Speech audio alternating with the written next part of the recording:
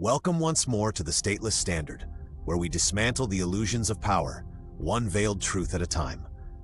I'm your unseen guide, narrating from the margins because illumination, in its truest form, thrives in anonymity. Today we venture into territory that polite society deems taboo, Luciferianism. Not the cartoonish devil worship of Hollywood's fever dreams, but a philosophy as ancient as rebellion itself, as sophisticated as the serpentine logic that birthed empires, and perhaps the very statism we seek to abolish. In this video, we'll dissect what Luciferianism truly is, who its enigmatic heralds have been, and why it whispers seductively to the architects of control. This isn't mere academic exercise, it's a cautionary mirror to the cults of authority that masquerade as progress. If you're weary of blind faith in crowns and constitutions alike, lean in. Knowledge here isn't just power, it's the spark that ignites defiance. Like, if this piques your intellect, subscribe to join our cadre of the unblinded, and let's illuminate the shadows. To grasp Luciferianism, we must first confront its misunderstood muse, Lucifer.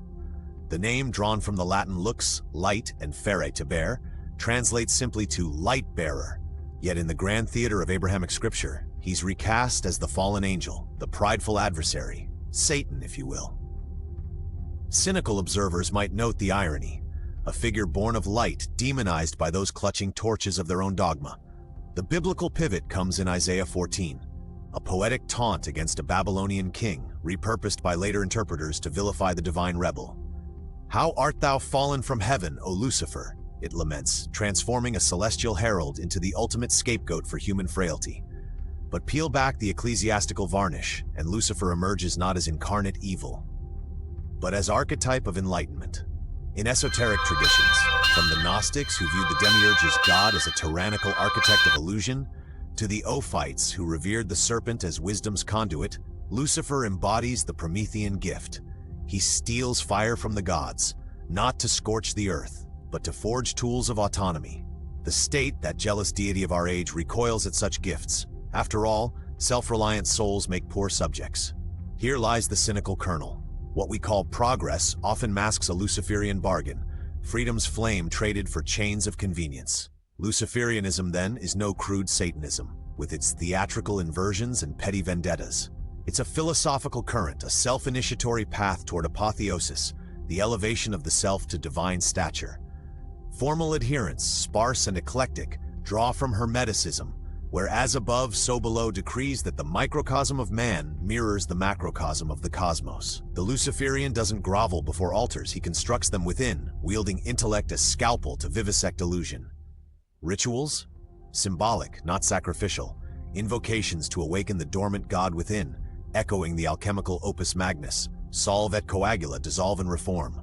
Contrast this with the state's liturgy, oaths of fealty, badges of submission, and hymns to the people that dissolve into oligarchic rule. Luciferianism scorns such collectivism. It's radically individualistic, a creed where hierarchy yields to hierarchy of the self. Yet, here's the bitter jest. The philosophy that preaches liberation has been co-opted by those who hoard the light.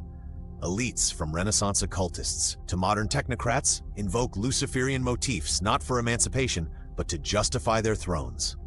Knowledge for the masses? A controlled burn, lest the fire spread uncontrollably. No survey of Luciferianism escapes its luminaries, those flawed beacons who channeled its essence through fractured prisms. Begin with Helena Petrovna Blavatsky, the Russian mystic, who founded Theosophy in 1875, blending Eastern esoterica with Western occultism. Her Isis Unveiled and the Secret Doctrine posit Lucifer as the morning star of Venus, bringer of cosmic wisdom, vilified by priestly cabals to suppress gnosis. Blavatsky's cynicism toward institutionalized religion was surgical. The church is the greatest enemy of true spirituality, she proclaimed, exposing dogmas as veils for temporal power. Her movement birthed streams of modern esotericism, yet it too ossified into hierarchies, irony not lost on the discerning. Then Aleister Crowley, the great beast 666, whose Thelema, "Do what thou wilt shall be the whole of the law," pulses with Luciferian autonomy.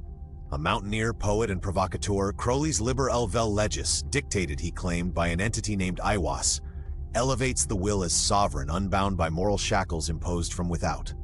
Formal in his erudition, Crowley wove Kabbalah, yoga, and sex magic into a system of ecstatic self-realization. But his life?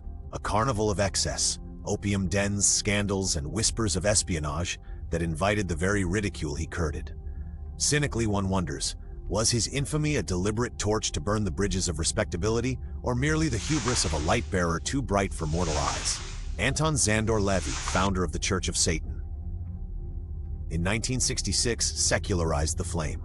His satanic Bible recasts Lucifer as symbol of carnal vitality and rational egoism. No supernaturalism, just unapologetic humanism laced with ritual theater. Satan represents indulgence instead of abstinence, he intoned, a direct rebuke to ascetic tyrannies. LaVey's cynicism peaked in his disdain for psychic vampires, the herd mentality that drains the exceptional. Yet even he commodified the archetype, turning rebellion into a branded aesthetic. These figures, for all their brilliance, remind us, saviors are but mirrors. The light they bear blinds as often as it guides. Now the shadowed convergence, Luciferianism's insidious dance with power structures. Far from fringe fantasy, its motifs permeate the corridors of control, the very statism we anatomize on this channel. Consider the Founding Fathers, Freemasons to a man, steeped in Enlightenment esoterica, where Lucifer's light fueled deism's rational fire. Benjamin Franklin, that polymath iconoclast, dabbled in occult orders, his Poor Richard's Almanac. A sly nod to self-reliant wisdom. The Great Seal's unfinished pyramid and all-seeing eye, pure hermetic symbolism, a Luciferian sigil etched into the Republic's birth certificate. Cynical? Observe how we hold these truths devolved into endless wars and surveillance. Light promised, shadows delivered. The 20th century amplifies the echo.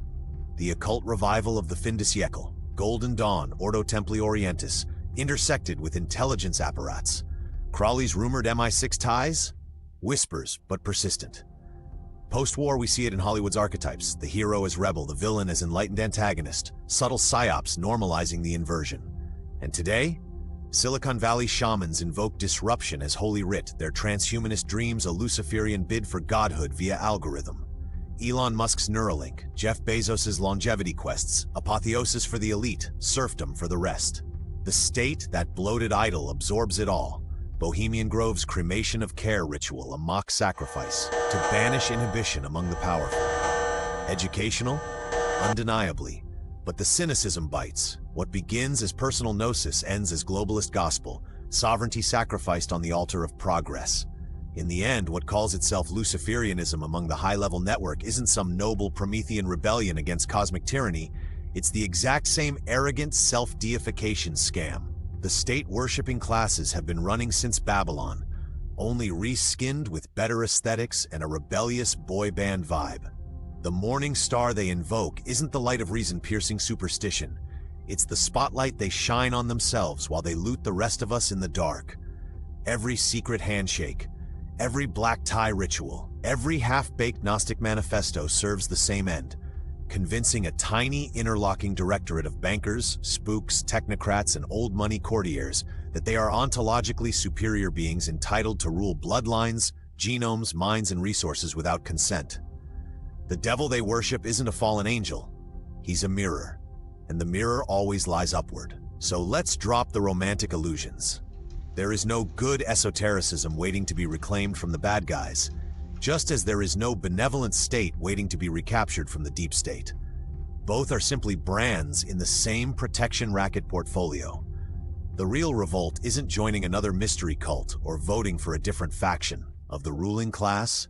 It's recognizing that every hierarchical order that demands your obedience, whether it wears a crown, a badge, a robe, or an inverted pentagram, is staffed by the same species of confidence artist.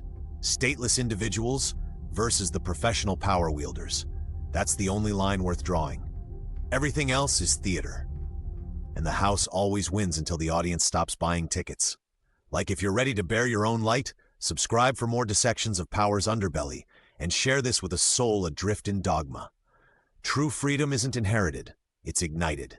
Until our next unveiling, remain vigilant, remain sovereign, fade to the void.